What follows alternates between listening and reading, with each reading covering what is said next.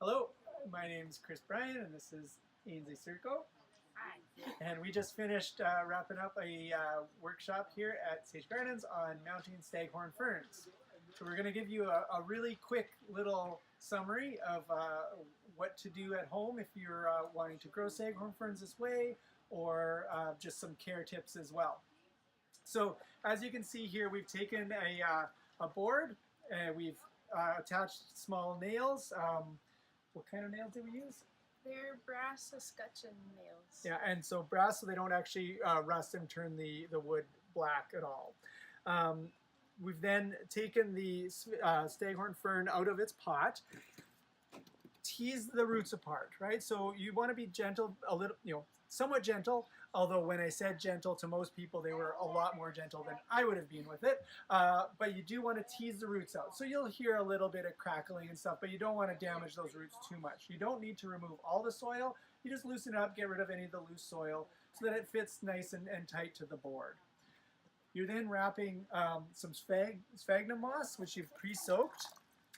Usually squeeze it out, get the moisture out of it, and you put that all around the fern. You can then use fishing line, attach it to the little nails, and go from one side around to the other side, from one side around to the other side, and wrap it around so that it attaches the moss nice and tight to the board. The good thing with this is that as the fern grows and it creates its basal frond here, the shield, it will actually grow over top of the moss mass, and it will grow over top of the line that you use to attach it. So even if you have to cross over some of the dried basal frond, it will grow over top of that. The one thing to be a little bit careful of is that the line can actually slice through the basal frond, so just be aware of that. But if it does happen, don't worry, the new growth will cover that up.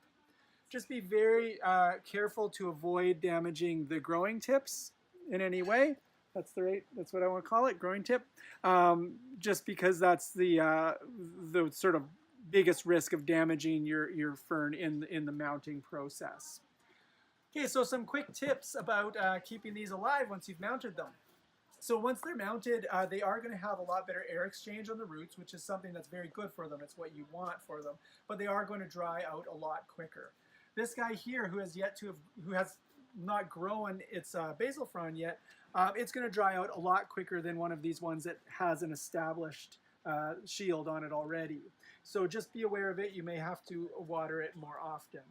You'll want it to be damp, you don't want it to be sopping, and you want it to be able to dry out but not stay dry too long. So generally, once or twice a week is a good rule of thumb for watering it. You'll want to water the leaves as well.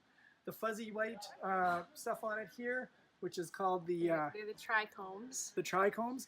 You don't want to rub those off because those actually are going to be absorbing the water into the plant. It will absorb water through its roots as well, but it does absorb through the fronds. So one good way to actually water them is to turn them completely upside down, get a bowl of water. You can maybe put chopsticks or something so that the board can rest and not actually soak, and just give it a good soak for 10 to 20 minutes. You want to do it in a water that's not too hard, so they don't like too much salt, but that's not unusual for plants. But yeah, that's one way. That's a good way to give it some watering.